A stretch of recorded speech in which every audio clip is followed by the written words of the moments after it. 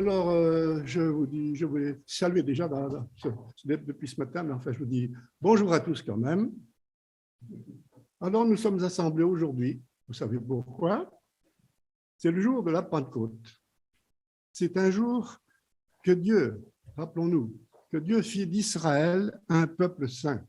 Donc, il y a une raison ici, un peuple saint à ce jour de la Pentecôte. Et cela, Dieu a traité avec eux une alliance.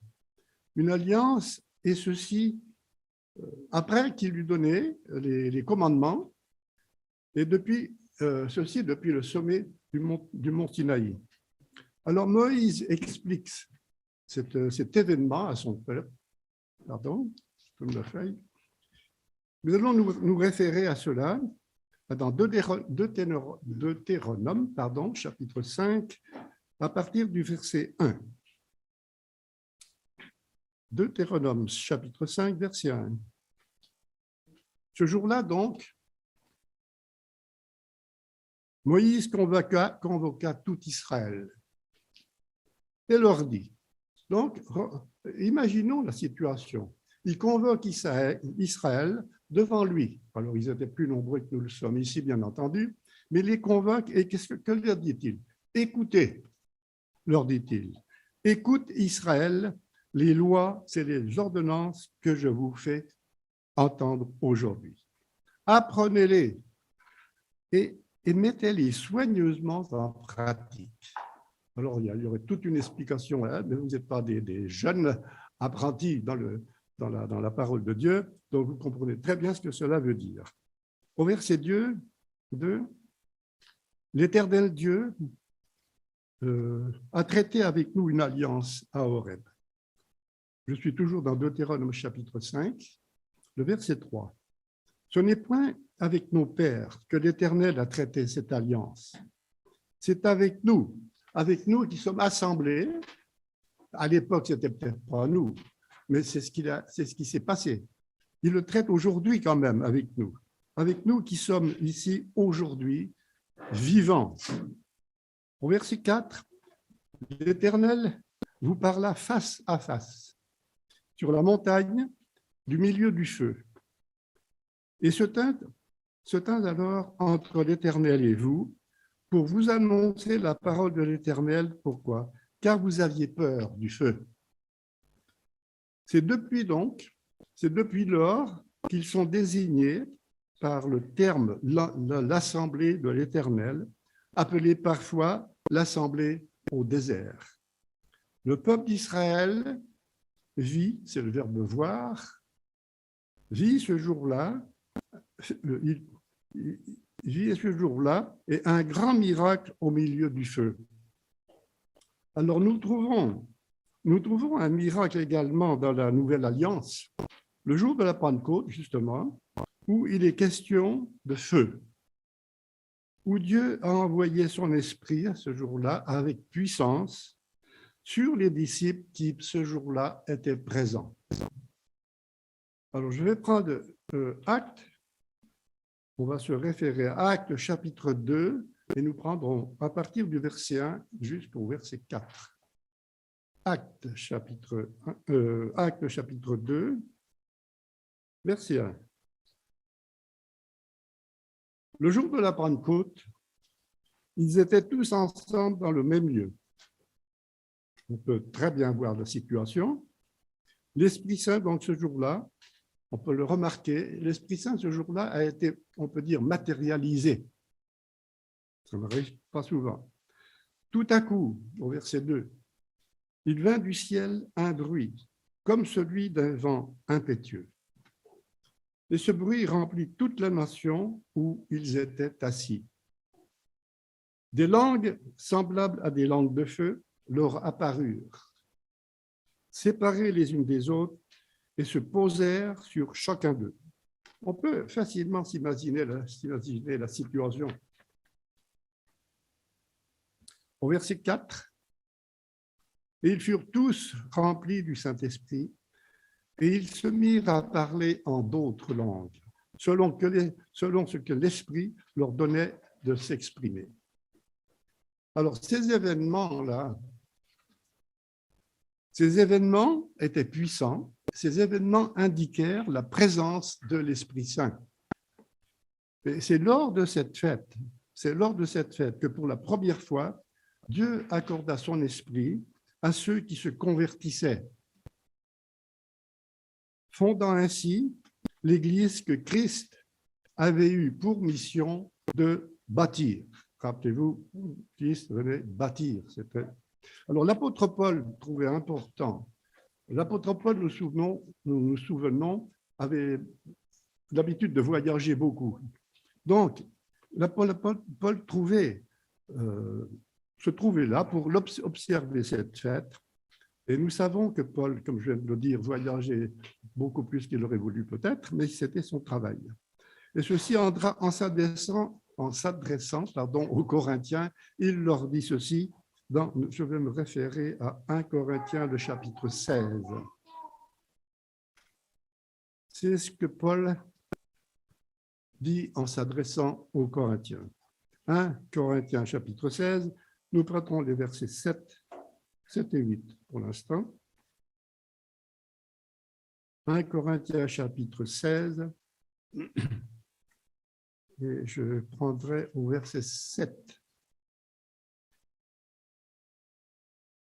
1 Corinthiens 16, verset 7. Je ne veux pas, moi je lis parfois, je ne peux pas, mais je ne veux pas ou je ne peux pas, enfin, pas cette fois, dit-il, vous voir en passant, mais j'espère demeurer quelque temps auprès de vous si le Seigneur me le permet. Au verset 8, je resterai néanmoins à Éphèse jusqu'à la Pentecôte. Donc, il fait des projets. Ce n'est pas encore la Pentecôte. Il veut y aller, n'a pas pu, mais pour la Pentecôte, il va essayer d'y s'y rendre. Alors, la Pentecôte est le commencement. On peut bien se souvenir de ça, c'est assez élémentaire. La Pentecôte est le commencement de la moisson spirituelle. Prenons 1 Corinthiens, s'il vous plaît. 1 Corinthiens, chapitre 15. Et nous prendrons à partir du verset 20 à 23. 1 Corinthiens, chapitre 15, et le verset 20.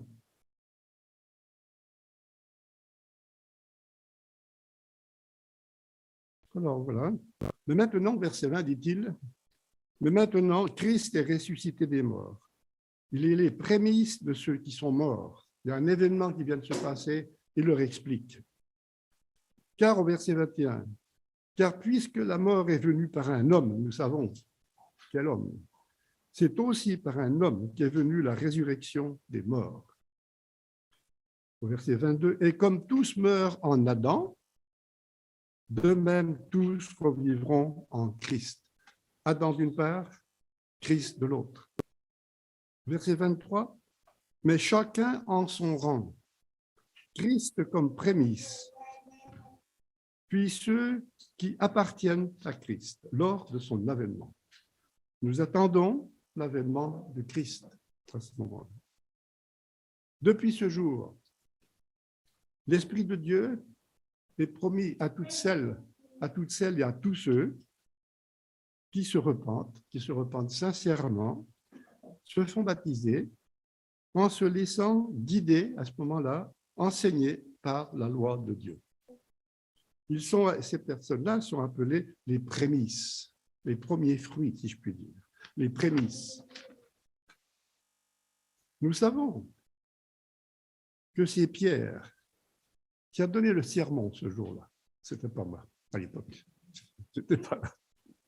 Nous savons que c'est Pierre qui a donné ce sermon en ce jour de la Pentecôte devant des personnes qui furent présentes et surprises de cet événement. Il y avait beaucoup de quoi les surprendre. C'était quelque chose qu'ils n'attendaient pas. Ils ne se doutaient pas. Il leur expliqua ce qu'il fallait faire. C'est à chaque sermon qu'on explique parfois ce qu'il faut faire, mais c'est ce qui s'était passé du temps de Paul. Et ceci est valable justement pour toutes les générations, ce que nous disons maintenant, pour toutes les générations jusqu'au retour de Christ. Alors, il leur mentionne ceci. Je vais prendre pour cela Actes chapitre 2. et nous prendrons les versets 38 et 39. Actes, le chapitre 2, versets 38 et 39. Alors, c'est Pierre qui va leur expliquer sa pensée et ce dont ils attendent. Alors, acte 2, verset 38, Pierre leur dit, la première chose, repentez-vous. Ça frappe. Commencez par là, dit-il. Repentez-vous et que chacun de vous soit baptisé ensuite donc au nom de Jésus-Christ. Pourquoi? À cause du pardon de vos péchés. Vous êtes baptisés à cause du péché, en se repentant, bien sûr, et vous recevrez à ce moment-là le don du Saint-Esprit. Au verset 39, car la promesse qui est faite, la promesse qui est faite dans ce contexte, car cette promesse est pour vous et pour vos enfants, pour tous ceux qui sont au loin, en aussi grand nombre que le Seigneur, notre Dieu, les appellera. Et Jacques prend la parole aussi. Jacques donne les mêmes enseignements en nous rappelant toute la force, en nous rappelant surtout que toute cette force que nous pouvons recevoir par l'Esprit vient de Dieu. Elle vient de Dieu. La force que Dieu nous donne, c'est pour le respecter ses commandements. Je sais qu'il y a beaucoup de difficultés dans ces temps-là et c'est normal. Alors Jacques, chapitre 1, verset 16. Jacques, chapitre 1, versets 16 à 18. Il dit, « Ne vous y trompez pas, mes frères bien-aimés. Toute grâce excellente et tout don parfait descendent d'en haut, du Père des Lumières, chez lequel il n'y a ni changement, ni ombre de variation. La parole de Dieu est toujours la même. Il n'y a pas de variation, il n'y a pas de changement. » Au verset 18, « Il nous a engendrés selon sa volonté, par la parole de vérité, afin que nous soyons, en quelque sorte, les prémices de ces créatures. » Quelle est la valeur de ces paroles? Quelle est la valeur des paroles que nous venons d'entendre? Ces paroles, il est écrit aussi qu'elles n'ont pas de prix. Ces paroles n'ont pas de prix. On peut très mal deviner pourquoi. Parce que le salut est inestimable. Le salut est intesté. C'est incroyable. Elles n'ont pas de prix. Pourquoi? Parce qu'il a coûté, ce salut, le salut en question, a coûté la vie du Fils de Dieu, Jésus-Christ. Donc, il est loin, ce prix, et très loin au-dessus de tous les montants monétaires que l'on pourrait nous être proposés, pour ainsi dire.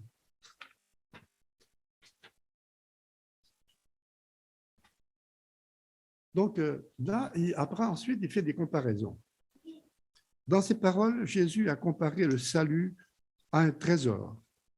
Le salut à un trésor rare. Il l'appelle même une perle de grand prix. Alors, le salut est une perle de grand prix. Et je vais prendre pour ça Matthieu chapitre 13, versets 44 à 46. Matthieu chapitre 13, versets 44 à 46. Alors, au verset 44, il brode un petit peu, il explique un petit peu ce qu'est le royaume. Il dit, le royaume des cieux est encore semblable à un trésor caché dans un champ. Alors, supposez que vous possédez un jardin, mais ce serait qu'un jardin. Il y a un trésor là. Alors, vous allez piocher, vous allez travailler jusqu'à temps de le trouver. C'est ce qui se passe. Le royaume des cieux est encore semblable à un trésor caché dans un champ. L'homme qui l'a trouvé le cache, ce trésor.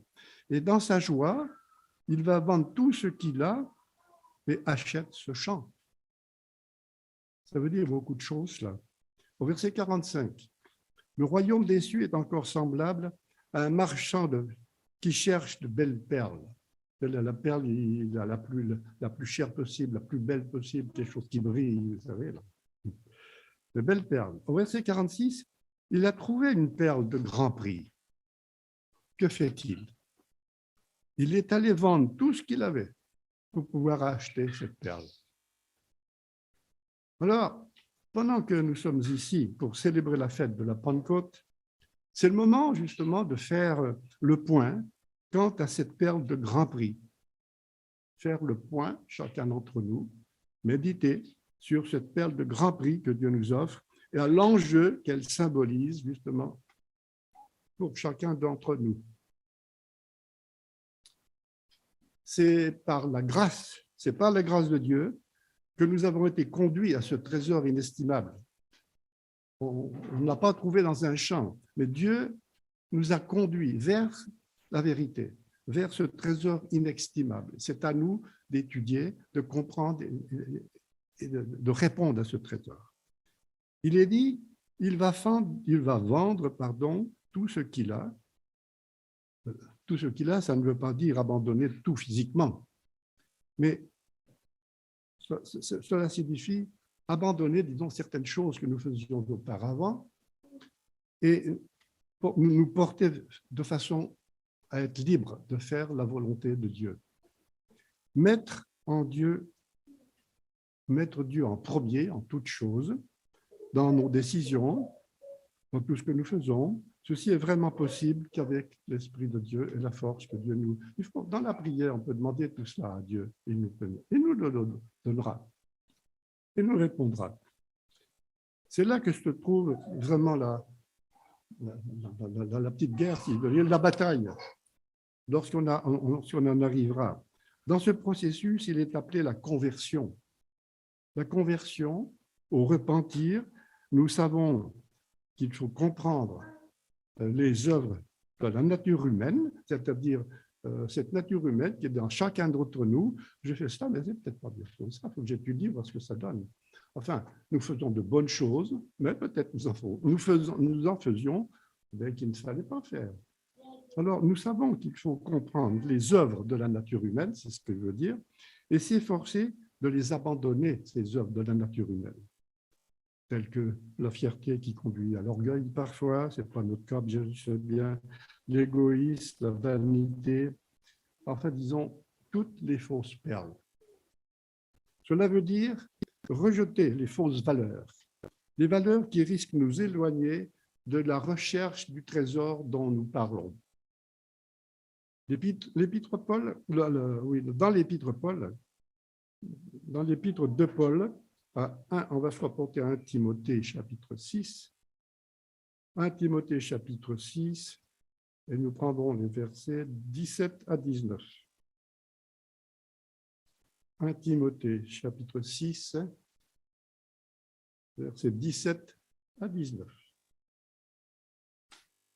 Alors Paul dit ici, il dit « Recommande aux riches du présent siècle de ne pas être orgueilleux », et ça s'adresse à chacun de nous, même si nous n'avons pas des millions en banque, et ne pas les mettre leur espérance dans des richesses incertaines. À notre époque, les richesses incertaines, on parle souvent de dévaluation, de choses comme ça, alors ce n'est pas là qu'on est. Donc cette espérance va mettre en Dieu qui nous donne avec abondance, on peut dire, toutes choses pour que nous puissions en jouir.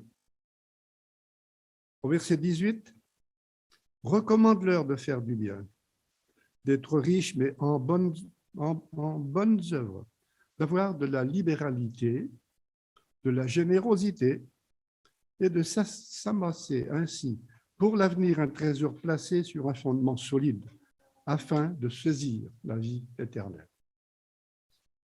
Dieu le Père offre à l'humanité ce trésor, à nous tous, le salut dans son royaume.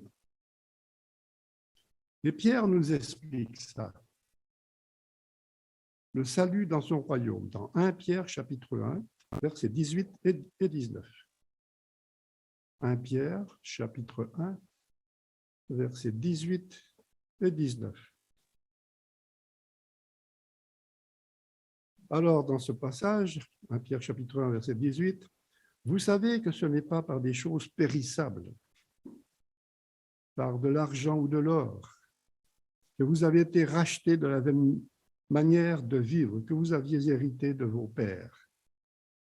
Mais, au verset 19, par le sang précieux de Christ, comme d'un agneau sans défaut et sans tache. J'étais dans 1 Pierre chapitre 1, versets 18 et 19. Alors, dans la quête de la vie éternelle, la vie du Fils de Dieu était le prix qui devait être payé pour les futurs fils et filles de Dieu. Nous pourrions penser à certains autres passages, nous pourrions penser à ce que nous dit Jacques, par exemple. Bien faire des petites références, des rapports comme ça. Dans Jacques chapitre 1, versets 2 à 4. Jacques chapitre 1, versets 2 à 4. Alors, là, il nous dit, regardez. Autrement dit, faites attention. Mes frères, regardez comme un sujet de joie complète les diverses épreuves auxquelles vous pouvez être exposés. Lequel d'entre nous est content quand il a une épreuve? Ce n'est pas facile, ça. Avoir une épreuve, on aimerait mieux ne pas en avoir. Mais pourtant, l'épreuve nous fortifie. Avec l'aide de Dieu, on passe à travers. C'est parfois difficile, c'est vrai. Je reprends le verset 2. Mes frères, regardez comme un sujet de joie complète les diverses épreuves auxquelles vous pouvez être exposés. Chacun d'entre nous ont des épreuves. On priera les uns pour les autres. Mais essayons de traverser l'épreuve auquel vous pouvez être exposés. Au verset 3, toujours de Jacques chapitre 1, sachez que l'épreuve de votre foi produit la patience. Mais il faut que la patience accomplisse parfaitement son œuvre. Et ça parfois, c'est un long parcours. La patience, ça se résout pas du jour au lendemain. Donc, c'est avec la patience. Il ne faut pas dire, oh, j'ai manqué ça encore. Bon, si vous pourrez manquer une fois, deux fois peut-être, mais Dieu vous aidera. Je reprends le verset 4. Il faut que la patience accomplisse parfaitement son œuvre, afin que vous soyez parfait, et accompli sans faillir en rien. Donc, dans la vie, les épreuves sont parfois difficiles. Nous en sommes tous conscients et c'est pourquoi nous prions les uns pour les autres. Les épreuves sur le plan spirituel nous aident à comprendre aussi nos priorités parfois. On serait tendance à choisir la plus facile. Et pourtant, Dieu nous demande d'essayer de passer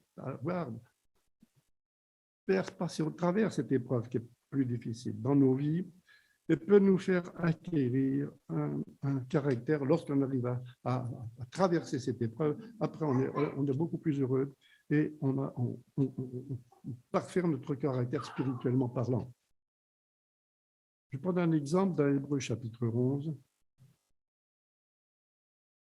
Hébreux chapitre 11, versets 24 à 27. Hébreux chapitre 11, versets 24 à 27. Vous savez, on prend souvent l'exemple de Moïse. Il y en a bien d'autres, bien entendu. Hébreux 11, 24. C'est par la foi que Moïse, devenu grand, refusa d'être appelé fils de la fille de Pharaon. Il avait un bon parti, là.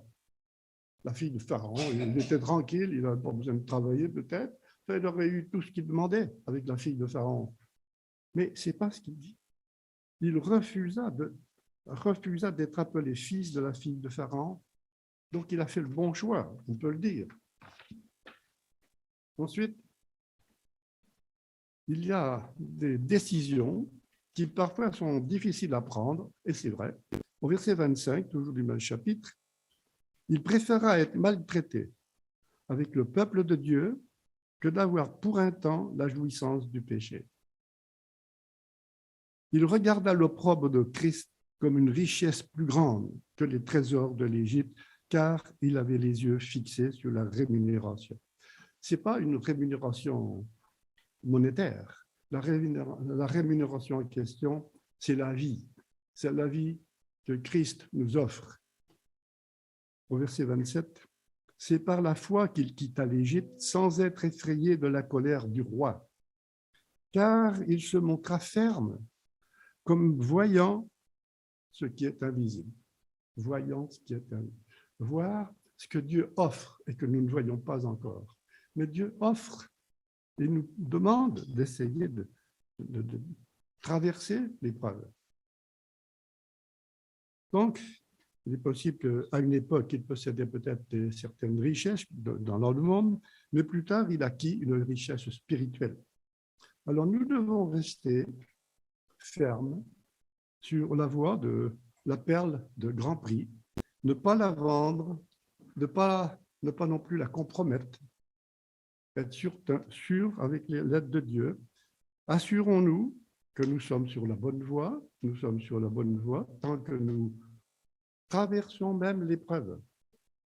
Dans Éphésiens chapitre 2, Éphésiens le chapitre 2, versets 7 et 8. Éphésiens chapitre 2, versets 7 et 8. Et ceci donc, Éphésiens 2, 7, afin de montrer dans les siècles à venir l'infinie richesse de sa grâce par la bonté envers nous en Jésus-Christ. Car c'est par la grâce que vous êtes sauvés, par le moyen de la foi. Et cela ne vient pas de vous, cela ne vient pas de nous, ni de moi, ni de vous. C'est le don de Dieu. Il faut voir cet aspect. Et cet aspect-là nous aide à passer la barrière difficile ici. Enfin, c'est comme ça que je la vois. C'est difficile parfois, mais il faut se mettre à genoux devant Dieu. Dieu nous aidera à passer le cap. Donc, ce don de Dieu nous rend riches dans la grâce déjà, riches dans son amour, riches dans la paix, riches dans la compréhension du but de la vie aussi. Il ne faut pas oublier ce but de la vie.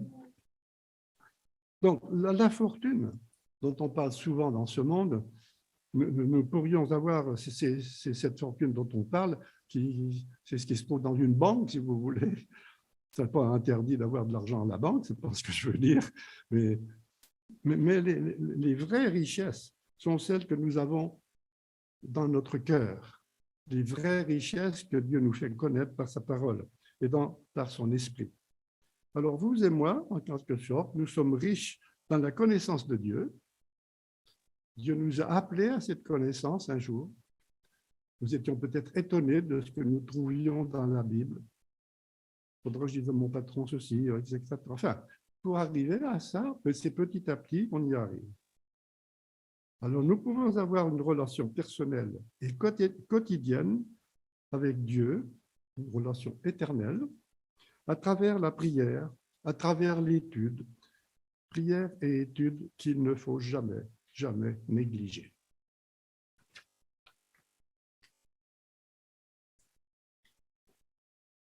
Alors, je vais prendre encore un exemple. On parle souvent d'exemple de David. David connaissait la valeur de cette perle de Dieu, celle de la parole de Dieu en général. Dans les psaumes, en lisant les psaumes, il y en a beaucoup. Vous pouvez en choisir quelques-uns en fonction de ce que vous cherchez. Le psaume 119. Le psaume 119, je prendrai le verset 14 et 162. Psaume 119, verset 14 et le verset 162. Alors, verset 14, il dit « Je me réjouis en suivant tes préceptes. » Je pense que nous pouvons dire cela aussi. Nous avons la bénédiction que Dieu s'est fait connaître à nous et nous a fait connaître ses commandements, ses préceptes. Je me réjouis en suivant tes préceptes, c'est dans la prière, comme si je possédais tous les trésors. Au verset 162, en 162, il dit « Je me réjouis de ta parole, comme celui qui trouve un grand butin. » Verset 119, verset 162. Psaume 119, verset. Alors, nous trouvons souvent dans la Bible que ce trésor est aussi un moyen d'acquérir la sagesse en mettant tout en pratique. Ça évite de prendre des décisions. On peut se tromper dans nos décisions, mais Dieu interviendra toujours. Mais ça nous aide à prendre des décisions parfois. Nous trouvons souvent cela dans la Bible. Ce trésor est un moyen d'acquérir la sagesse. Proverbe chapitre 3, s'il vous plaît, versets 13 et 14. Le Proverbe chapitre 3, on commencera au verset 13. Heureux l'homme qui a trouvé la sagesse, et l'homme qui possède l'intelligence, et la femme aussi, hein. Ça va ensemble. Car, au verset 14, car le gain qu'elle procure est préférable à celui de l'argent. Dans ce monde, bien entendu, il faut bien avoir de l'argent, mais c'est la vie du monde, il faut bien s'en servir. Et ne profite, je reprends mon verset 14, car le gain qu'elle procure est préférable à l'argent, et le profit qu'on en tire vaut mieux que l'or. C'est une belle phrase, je trouve ça. Alors, pendant que nous célébrons cette fête, c'est le moment de faire le point quant à cette perle de grand prix et à l'enjeu surtout, l'enjeu qu'elle symbolise pour chacun d'entre nous. Depuis notre baptême, il y a déjà pas mal de temps pour certains, depuis notre baptême, l'Esprit de Dieu est cette richesse spirituelle, richesse indispensable à la bonne marche de notre vie, indispensable à notre marche de notre vie avec les enfants et tout cela. C'est une marche que l'on fait ensemble parce qu'elle nous aide à mieux saisir la valeur et d'autre part parce que nous ne pouvons pas vivre sans l'Esprit de Dieu. Nous ne pouvons pas vivre spirituellement, bien entendu, sans l'Esprit de Dieu. Dans ce monde que nous connaissons bien, les prophéties s'accomplissent vite. Les prophéties s'accomplissent, les guerres se déclarent aussi rapidement. Vous vous souvenez, il y a peu de temps, notre nouveau président qui a été élu, il n'y a pas tellement longtemps, réélu donc en France, parle d'instituer, je lis la phrase que j'ai relevée, il parle d'instituer une communauté politique européenne. Il veut créer des liens, renforcer l'unité, la puissance et les traités qui doivent être révisés. Ce n'est pas nous qui allons réviser les traités. Il va s'en charger. Alors, nous avons tous un rôle à jouer. Nous avons commencé de jouer ce rôle le jour de notre baptême et un peu avant aussi, bien entendu. C'est pourquoi je pense souvent, les plus âgés disparaîtront un jour, mais nos jeunes gens, nos jeunes femmes forgeront, c'est eux qui forgeront, je dirais, le futur de l'Église. C'est vrai, les jeunes prendront en main le futur de l'Église. Les parents peuvent en parler ça, aux enfants. C'est pourquoi une bonne connaissance de la Bible et surveiller les événements pourront nous aider à faire face aux défis de cette vie. Nous devons tous être reconnaissants d'avoir ce guide spirituel, un guide digne de foi. Alors, sachons utiliser cette eau vive dont on parle, qui nous est gratuitement confiée, et ne négligeons pas cette perle inestimable que nous offre notre Créateur. Je terminerai par des passages de Jude. Jude, il n'y a pas de chapitre là, Jude chapitre versets 20 et 21. Jude, versets 20 et 21. Alors ici, c'est toujours des enseignements. Jude, verset 20, il nous dit, « Pour vous, bien-aimés, vous édifiant vous-même sur votre très sainte foi et priant par le Saint-Esprit, maintenez-vous dans l'amour de Dieu, en attendant la miséricorde de notre Seigneur Jésus-Christ pour la vie éternelle. » Deux autres passages que je vais prendre avant de terminer, les versets 24 et 25, toujours de Jude. Jude 24 et 25.